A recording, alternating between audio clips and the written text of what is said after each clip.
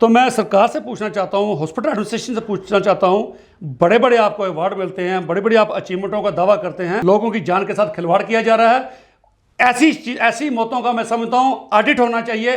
भाई अगर कल वो शख्स आया, एम्बू बैग लगा, 2 दिन एम्बू बैग क्यों लगा रहा? ये एम्बू बैग है। ये एम्बू बैग किस काम आता है? इस एम्बू बैग का इस्तेमाल करना किस तरीके से होता है? इस बारे में आरटीआई एक्टिविस्ट बलविंदर सिंह ने डॉक्टर गुरमीत सिंह से बातचीत की। पहले आप वो बातचीत सुनिए, फिर बात करते हैं। डॉक्टर साहब, आप 28 साल तक गवर्नमेंट मेडिकल कॉलेज जम्मू में एनेस्थीसिया डिपार्टमेंट में एज एन कंसल्टेंट आपने काम किया, और मैं समझता हूँ ये आपका डिपार्टमेंट ही है कि जो वेंटिलेटर इंक्यूबेशन कैसे की जाती है, एम्बू बैग का इस्तेमाल कैसे किया जाता है, ये आप लोगों को अच्छी तरीके से बता सकते हैं। सो मैं दरख्वास्त करूँगा कि आप थोड़ा इसका ये बताइएगा। सबसे पहले तो ये बताइए कि मेडिकल प्रोफेशन में एम्बू बैग का इस्तेमाल कैसे और कब किया जाता है? एम्बू बैग जो बेसिकली है, एम्बू बैग को हम एम्बू इज एन एब्रिविएशन, इसका पूरा नाम है आर्टिफिशियल मैनुअल ब्रीदिंग यूनिट। जैसे एक इंसान की सांस लेने के अपने हिस्से होते हैं जो नाक से शुरू होकर सांस की पाइप में जाता है, गले में, उसमें फेफड़ों में जाता है। मसल्स होती हैं हमारी जो कभी सांस लेने में काम करती हैं, सांस अंदर लेने में, सांस छोड़ने में। तो दिस यूनिट इज यूज कि जब कोई ऐसा मरीज जो अपना सांस पूरा ना ले पाए या बिल्कुल ना ले पाए because of any illness, because of an accident, because of some calamity, कुछ ऐसी हो जाए जब उसके सांस नहीं आती है, तब इसको टेम्परेरीली उसको सांस देने के लिए यूज किया जाता है।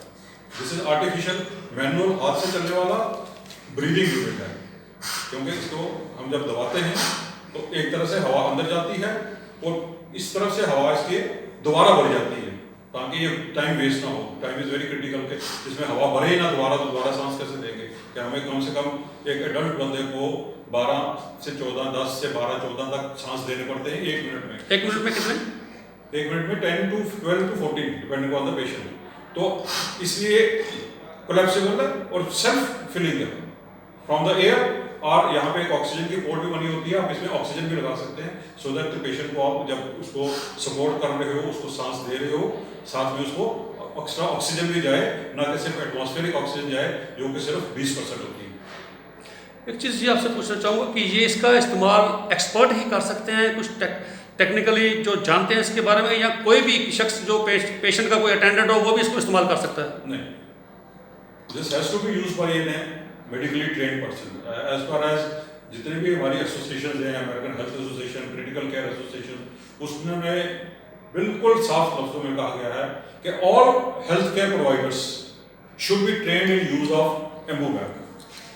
कहीं ऐसा तो नहीं कि उसका कोई पेशेंट का अटेंडेंट हो, अगर कहीं शॉर्टेज है स्टाफ की, उस पेशेंट को दे दो, पेशेंट के अटेंडेंट को दे दो, क्या आप समझते हो कि वो प्रॉपर इसका इस्तेमाल कर सकेगा और जितनी उसको ऑक्सीजन की अंदर रिक्वायरमेंट है उसके हिसाब से वो उसको दे सकेगा? ऐसा पॉसिबल है? बहुत कम, बहुत बड़े। You have to be the attendant have to be very intelligent, very diligent, बड़ा कमिटेड हो बंदा, जिसको आप पूरी तरीके से इसको समझा पाएं कि भाई इसको कितने देना है, कितनी बार इसको दबाना है, कितना प्रेस करना है, प्रेशर देना है, फुल प्रेस करना है, या कुछ 2/3 इसका प्रेस करते हैं, या कितना प्रेस करते हैं? इसको डिपेंड करता है कि पेशेंट का रिक्वायरमेंट कितनी है। जैसे नॉर्मल एडल्ट पेशेंट की रिक्वायरमेंट होती है 500 से 600 ml सांस की। सो इसकी 2 लीटर की कैपेसिटी होती है। सो आपने उस हिसाब से इसको देना है। बच्चों में कम होती है कैपेसिटी, जैसे एवरेज हम लेते हैं अराउंड 5 to 7 ml पर केजी बॉडी वेट। अगर 50 किलो का बंदा है तो उसको 7 के हिसाब से आप 50 से 500 दे सकते हैं। 10 किलो का अगर बच्चे को छोटे को करना हो तो उसको तो सिर्फ 70 चाहिए, तो उसके लिए छोटा एम्बू बैग होता है बच्चों के लिए, न्यूनेटल्स, और तो उसे हम उतना ही दबाएंगे कि जितनी उसकी रिक्वायरमेंट हो। अगर ज़्यादा दबाएंगे तो नुकसान होगा। अच्छा, मैं ये पूछना चाहता हूँ स्पेशली कि अगर हम देखा जाता कि कई हॉस्पिटल्स में अटेंडेंस को दे दिया जाता है, उसको ये नहीं बताया जाता ये इसको कितना प्रेस करना है, उसकी रिक्वायरमेंट क्या है, तो अगर मैं समझता हूँ अगर गलत तरीके से प्रेस किया जाए तो उसका कोई नुकसान भी हो सकता है पेशेंट्स को? एडल्ट पेशेंट में ये हमें जैसे उसको जितना उसका टाइडल वॉल्यूम, जितनी उसकी रिक्वायरमेंट होती है सांस की, उसके लिए हमें इसे कम से कम 5 से 6 सेकंड के लिए दबाना पड़ता है। 12 हमने उसको सांस देनी है तो 5 सेकंड, सो 12 सेकंड मिनिमम जो ब्रेथ देनी है, सो हमें 5 सेकंड के लिए दबाना है और फिर छोड़ देना है। 5 सेकंड के लिए दबाना है और फिर छोड़ देना है, ताकि उसको 1 मिनट में जितनी उसकी रिक्वायरमेंट ऑक्सीजन की है और हवा की चाहिए उसको, वो सारी मिल जाए। बच्चों में रिक्वायरमेंट ज़्यादा होती है, उनका रेट ज़्यादा होता है, उनके लिए उनको कम से कम 20-22 अच्छा बच्चों चाहिए होते हैं, तो उनके लिए हार्डली आपके लिए टाइम बचता है 2.5 या 3 सेकंड। ठीक है। तो उस हिसाब से इसका प्रेशर अगर ज़्यादा, अगर इनको कम दबाएंगे तो उसको कम सांस मिलेगी, तो ऑक्सीजन उसको कम हो जाएगी। ज़्यादा दबाएंगे तो oxygen carbon dioxide wash out हो जाएगी, वो और प्रॉब्लम करेगी। जोर से दबाएंगे तो अंदर लंग्स में ट्रॉमा होने का खतरा होता है, लंग्स में अंदर न्यूमोथोरेक्स हो सकता है, वॉल्यूम का ट्रॉमा हो सकता है। अगर ज़्यादा इसको देंगे तो वॉल्यूम ट्रॉमा हो सकता है, तो ज़्यादा वॉल्यूम अंदर चला जाएगा। ज़्यादा प्रेशर से दबाएंगे तो उसको हम बैरो ट्रॉमा बोलते हैं। अच्छा। तो प्रेशर की वजह से जो लंग टिश्यू पे अफेक्ट होगा।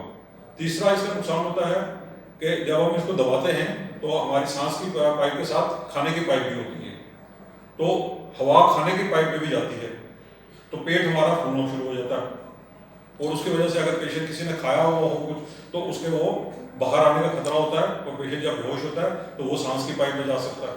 बस साथ इसकी एक्सपर्ट के थ्रू इसकी मॉनिटरिंग भी, डॉक्टर साहब की मॉनिटरिंग भी बड़ी जरूरत है थोड़ी देर के बाद।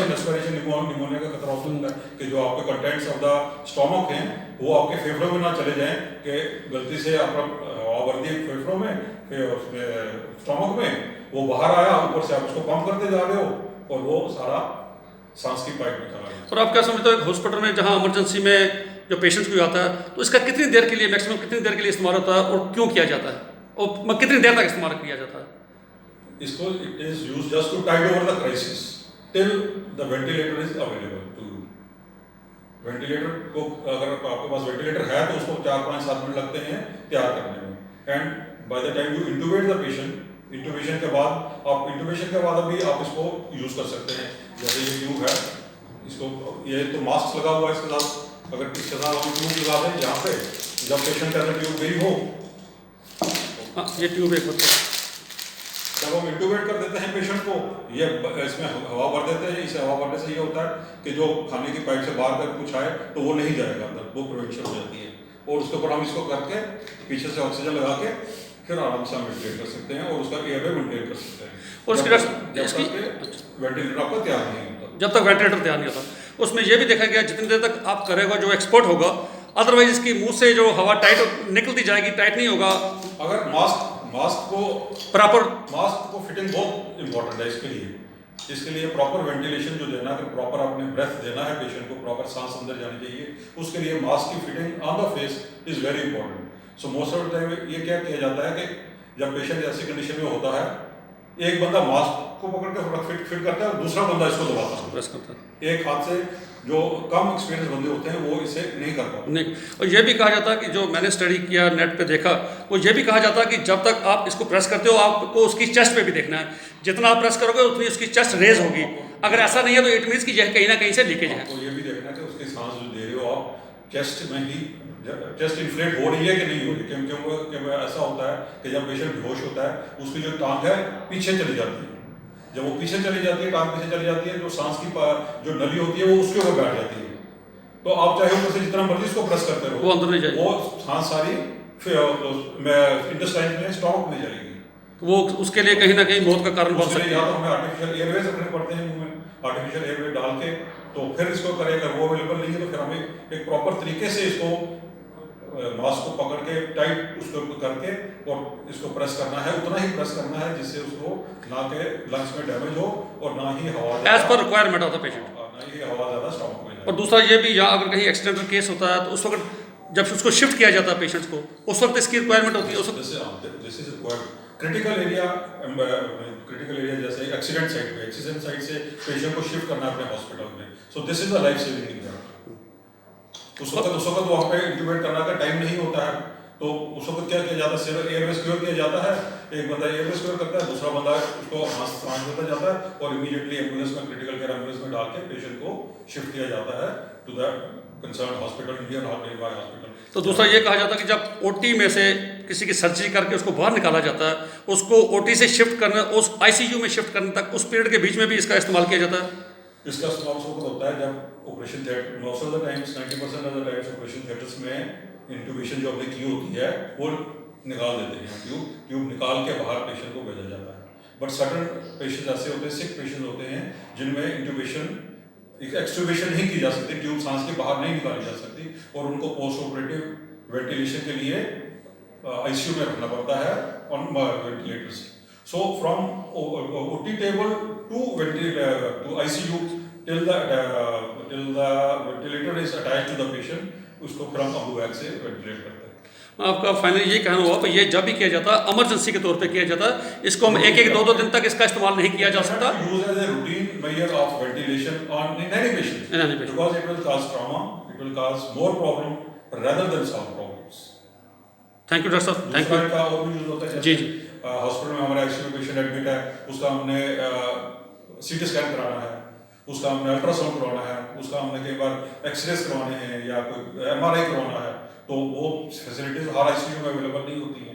तो उस वक्त भी पेशेंट जो इंट्यूबेटेड पेशेंट होता है उसको हम इसके साथ उस वक्त ये पाइप लगा, इस पाइप के जरिए इस पाइप के साथ अटैच करके जब होता है और पीछे ऑक्सीजन लगा के हम इनको उस पर्टिकुलर जगह तक ले जाते हैं जहाँ पे हमारा जो भी इन्वेस्टिगेशन वगैरह होती है, जहाँ पे क्योंकि जहाँ पोर्टेबल सिटी ना हो, पोर्टेबल चीज़ें ना हो, तो इनको वहाँ पर ले जाने के लिए वहाँ भी लाइफ सेविंग होता है। लाइफ सेविंग के लिए ये उस वक्त ज़रूरी इस्तेमाल किया जाता है।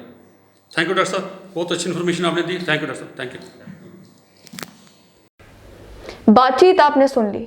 अब क्या जरूरत पड़ी आरटीआई एक्टिविस्ट बलविंदर सिंह को डॉक्टर साहब से बातचीत करने की, उन्हीं से जानते हैं। मेरे साथ हैं आरटीआई एक्टिविस्ट बलविंदर सिंह। बलविंदर जी, ये जो बातचीत आपने डॉक्टर साहब के साथ की इस मशीन के बारे में, क्या जरूरत पड़ी है बातचीत करने की, क्या जरूरत पड़ी है वीडियो बनाने की? देखिए, मैं एक सोशल एक्टिविस्ट हूँ और उसके साथ साथ मैं जहाँ जाता हूँ मैं थोड़ा इन्वेस्टिगेटिव माइंड रखता हूँ। देखने की कोशिश करता हूँ कि अगर कोई चीज़ यहाँ पर है, ये क्यों है, कैसे है, क्यों आई, इसकी जगह इसका अच्छा क्या हो सकता है। तो ये जो आप जिसको देख रहे हो, ये एम्बू बैग, ये जिसको कहूँ मैं, ये पुराने ज़माने में जैसे वेंटिलेटर के तौर पे इसका इस्तेमाल किया जाता था। तो आज के दौर में अगर आप मेडिकल कॉलेज में आप भी कभी अगर जाएंगे किसी पेशेंट के साथ अगर गए होंगे या आपने इमरजेंसी में गए होंगे, तो आपने इसका इस्तेमाल होते वहाँ लोगों को देखा होगा। तो जब मैंने वहाँ पर जाकर देखा कि लोगों को 2-2 दिन तक लोगों को ये हाथ में दे दिया जाता है, इसको प्रेस करते जाओ, मैंने स्टडी करना शुरू किया। भाई आज के दौर में ये ऐसी कौन सी मशीन है कि ये 2-2 दिन तक पेशेंट और बेचारे घर वाले उसके अटेंडेंट उसको पकड़ के रात को भी दबाते रहते हैं, 2-2 दिन 3-3 दिन तक लगातार दबा रहे हैं। अटेंडेंट दबाते रहते हैं, अटेंडेंट तो नर्सेज नहीं, ऑर्डरली नहीं, कोई ऑर्डर नहीं, ये उसको अटेंडेंट दबाते रहते हैं, प्रेस करते रहते हैं। मैंने इसके ऊपर 5-7-10 दिन इसके ऊपर स्टडी किया। ये एम्बू बैग, अगर किसी का कोई एक्सीडेंट होता है, किसी को हार्ट अटैक आता है, जिसमें वो सांस खुद नहीं ले पाता, वो होश में नहीं है, उसको कोई चेस्ट में अगर कोई एक्सीडेंट हो गया, तो उस वक्त ये एक मैंडेटरी इक्विपमेंट है, हर एम्बुलेंस में होना चाहिए। क्योंकि एम्बुलेंस में जब किसी पेशेंट को उठा के रखते हैं, वहाँ से उसको हॉस्पिटल तक पहुँचाने के लिए जब तक वहाँ वेंटिलेटर मिलता है, इन बिटवीन इसका इस्तेमाल किया जाता है शॉर्ट पीरियड के लिए, इमरजेंसी के लिए। और फिर हॉस्पिटल में जाके जब हॉस्पिटल में जब तक आप वेंटिलेटर को ऑन करते हो, उसकी रीडिंग ठीक करते हो, उसको साफ सफाई करते हो, 10-15 मिनट लगते हैं, तब तक ये आप इसको मैनुअली उसको रेस्पिरेशन देते हो। और इस रेस्पिरेशन देने का भी पर्पज एक तरीकाकार है। ये जो लगा हुआ है, ये उसकी चिन के ऊपर ऐसे रखते हैं पेशेंट की, तो एक शख्स इसको पकड़ता है जो ट्रेंड होता है। हर शख्स इसको पकड़ के नहीं देख सकता। जो ट्रेंड शख्स होता है वो उसको पकड़ के इसको प्रेस करता है। और इसकी भी एक स्पेसिफिकेशन है, ये 2 लीटर की है। एडल्ट को 500 ml के करीबन चाहिए एयर, तो इसको आप 1/4 दबाएंगे, उसके अंदर 500 जाएगी, उसके अंदर एयर जाएगी। और जब ये प्रेस करते हैं, ये भी देखना पड़ता है कि अगर आपने यहाँ से प्रेस किया, क्या पेशेंट की चेस्ट रेज हुई या नहीं हुई। अगर रेज हुई, इट मीन्स एयर उसके अंदर गई। तो कई बार ये होता है वो प्रेस करते जाते हैं, ये रेज नहीं, ये यहाँ से लीक होती है, वो रेज नहीं होती, तो उसको पता नहीं बेचारे अटेंडेंट को, तो वो उसको दबाता रहता है। तो रिजल्ट क्या होता है? अच्छा, डॉक्टर साहब ने ये भी कहा, जब मैंने डॉक्टर साहब से पूछा और मैंने भी स्टडी किया। नहीं, ये सारी बातचीत तो लोगों ने सुन ली। आपसे जानना चाहूंगी जरूरत क्या पड़ी ये बातचीत करने की? जब मैं हॉस्पिटल में जाता था, मैं देखता था, मैंने कहा ये आज के ज़माने में इसकी ज़रूरत क्यों पड़ती है। तब मैंने ये महसूस किया। फिर तब मैंने जो इन्वेस्टिगेशन की, और पहले मैं खुद वीडियो बनाने लगा था। फिर जब मैंने कहा मैं खुद वीडियो बनाऊंगा, क्योंकि मैं एक मेडिकल प्रोफेशन मेरा नहीं है, मैं टेक्निकली नहीं हूँ, तो शायद लोग मेरी बात पे यकीन नहीं करेंगे, कहेंगे भाई इसको क्या पता, ये आरटीआई एक्टिविस्ट है या सोशल एक्टिविस्ट है, इसको इस चीज़ के बारे में क्या पता। तो मैंने स्टडी करके सारा करके फिर मैंने एक अच्छे डॉक्टर साहब के पास, क्योंकि ये एनेस्थीसिया वालों का ही काम होता है, पेशेंट को एम्बू बैग पे रखना, पेशेंट की इंक्यूबेशन करनी, पेशेंट को वेंटिलेटर पे कब देना है, ये एनेस्थीसिया वालों का ही काम होता है। तो जम्मू में ढूंढ के सर्च करके मुझे पता चला कि डॉक्टर साहब है गुरमीत सिंह जी, जो जम्मू मेडिकल कॉलेज में 28 साल सर्विस करके गए कंसल्टेंट के तौर पे एनेस्थीसिया डिपार्टमेंट में, तो उनसे अच्छा आदमी मुझे कोई नहीं मिला, क्योंकि एक्सपर्टाइज उनकी थी। आज के दौर में वो जेके मेडिसिटी में काम करते हैं, वहाँ भी एनेस्थीसिया डिपार्टमेंट में है, सुपर स्पेशलिस्ट हॉस्पिटल है। फिर उनसे मैंने रब्ता किया, उनसे कॉन्टेक्ट किया, तो मैंने उनसे कहा भाई मुझे ये आपकी थोड़ी सर्विस चाहिए, आपका 5-10 मिनट में लूँगा, क्योंकि उनके मुँह से जो बात निकलेगी तो लोगों में ज़्यादा बात जाएगी भाई वाकई ये चीज़ जेन्युइन है। तो मैं समझता हूँ आप डॉक्टर साहब के भी आपने सुन लिया, तो मैं सरकार से पूछना चाहता हूँ, हॉस्पिटल एडमिनिस्ट्रेशन से पूछना चाहता हूँ, बड़े बड़े आपको अवार्ड मिलते हैं, बड़े बड़े आप अचीवमेंटों का दावा करते हैं, इसकी अगर ये भी मैं डॉक्टर साहब को बताया, मैंने खुद भी पढ़ा कि अगर आपको इसको ज़्यादा ज़रूरत से ज़्यादा प्रेस कर जाते हो तो उसके अंदर पंचर भी हो सकता है, वो पेशेंट्स को फ़ायदा देने के बजाय पेशेंट्स को नुकसान पहुंचा सकता है। और देखिए जितने पेशेंट एम्बू बैग पे होते हैं, घर वालों को 2-2 दिन उसको क्या दिया जाता है प्रेस कर, तो वो लगा बेचारा रात सारी ऐसे करता है, और कई बार ये होता है उसकी आंख लग जाती है। क्या आपने गवर्नमेंट मेडिकल कॉलेज में जानने की कोशिश की कि वहाँ पर तो वेंटिलेटर्स मौजूद हैं, तो फिर इस एम्बू बैग को इस्तेमाल क्यों किया जा रहा है? 2-4 दिन पहले जब मेरे एक मीडिया वाले से बात हुई तो उसने कोशिश की जाके प्रिंसिपल से पूछने की, तो मैं हैरान हुआ सुन के जो मीडिया वालों को प्रिंसिपल साहब ने कहा, उन्होंने कहा जी वेंटिलेटर पे चढ़ाएंगे तो उसकी जान को खतरा हो जाता है, इसलिए हम इसी पे रखते हैं। आप किसी भी मेडिकल एक्सपर्ट से, किसी भी पीजीआई में, एम्स से, मैंने सब जगह पूछ के देखा, उन्होंने कहा बिल्कुल नहीं, ये 10-15 मिनट के लिए शॉर्ट ड्यूरेशन के लिए है, और जिस अटेंडेंट को वो देते हैं वो अटेंडेंट को टाइम नहीं बताते भाई कितनी देर के बाद प्रेस करना है, कितना प्रेस करना है, तो वो अपनी मर्जी से लगा रहता है। कई बार बीच में बातों में लग जाता है, भूल जाता है, और कई बार रात को जब उसको नींद का झटका लग जाता है, शायद उसका हाथ बंद भी हो जाता हो। तो ये सरासर लोगों के साथ बेइंसाफी है, लोगों की जान के साथ खिलवाड़ किया जा रहा है। ऐसी मौतों का मैं समझता हूँ ऑडिट होना चाहिए। भाई अगर कल वो शख्स आया, एम्बू बैग लगा, 2 दिन एम्बू बैग क्यों लगा रहा, क्यों आपने उसको वेंटिलेटर पे नहीं चढ़ाया? कई पेशेंट ऐसे हैं जिनकी इंक्यूबेशन की है, उसके बावजूद उन्होंने एम्बू बैग पर रखा है। ये अनएथिकल है, इलीगल है, और ये मैं समझता हूँ क्राइम है। ऐसे लोगों के ऊपर अकाउंटेबिलिटी फिक्स करनी चाहिए, इंक्वायरी इनिशिएट करनी चाहिए भाई आज के दौर में इसको क्यों इस्तेमाल किया जा रहा है, 2-2 दिन तक लोगों को क्यों। अगर आपने इस्तेमाल भी करना है तो इसके लिए ट्रेंड स्टाफ चाहिए, आपका ट्रेंड नर्स होना चाहिए, डॉक्टर उसको सुपरवाइज करता रहे। घर वालों को, जिसको बेचारे को टाइम देखना नहीं आता, जिस बेचारे को गाड़ी का नंबर पढ़ना नहीं आता, आप उसको दे के बिठा देते हो भाई इसको प्रेस करता जा, उसको पर्पज ही नहीं पता, वो सोचता बस हिलाता रहूँगा तो मेरा पेशेंट जिंदा रहे, कभी इतना हिला दिया, कभी पूरा हिला दिया, एक रूटीन में यूनिफॉर्मिटी तरीके से नहीं प्रेस कर पाता। ये लोगों के साथ बेइंसाफी है, ये बहुत एक क्रिमिनल नेग्लिजेंस है सरकार इन डॉक्टर्स के प्रति। तो एनेस्थीसिया वालों से मैं कहता हूँ ये आपकी बहुत बड़ी गलती है, एक क्राइम है, इसको जल्दी से जल्दी इस चीज़ को बंद कीजिए। ऐसा होता रहा तो हॉस्पिटल में आके हमें प्रोटेस्ट करना पड़ेगा इस चीज़ पे, लोगों की जान को बचाने के लिए। बहुत बहुत शुक्रिया बलविंदर जी, आपने सुन लिया कि गवर्नमेंट मेडिकल कॉलेज जम्मू में जहां पर वेंटिलेटर्स मौजूद हैं, केंद्र सरकार ने भी जो है वेंटिलेटर्स भेजे हैं, वेंटिलेटर्स की मौजूदगी के बाद भी इस एम्बू बैग का इस्तेमाल किया जाता है। ऐसा आरटीआई एक्टिविस्ट बलविंदर सिंह ने कहा है कि अटेंडेंट्स को, जिनके पास कोई फॉर्मल ट्रेनिंग नहीं है, उनसे कहा जाता है कि आप अपने पेशेंट को इस एम्बू बैग के ऊपर रखें और इस एम्बू बैग को दबाते रहें। क्या कारण है कि गवर्नमेंट मेडिकल कॉलेज जम्मू नहीं चाहता कि पेशेंट को जो है वेंटिलेटर पर चढ़ाया जाए? क्या कारण है कि नर्सिंग स्टाफ को डिप्लॉय नहीं किया जाता अगर एम्बू बैग को इस्तेमाल करना ही है? क्या गवर्नमेंट मेडिकल कॉलेज जम्मू कोई इंक्वायरी इनिशिएट करेगा ये जानने के लिए कि वो कौन लोग हैं जो इस तरीके की लापरवाही लोगों की जिंदगी के साथ बरत रहे हैं?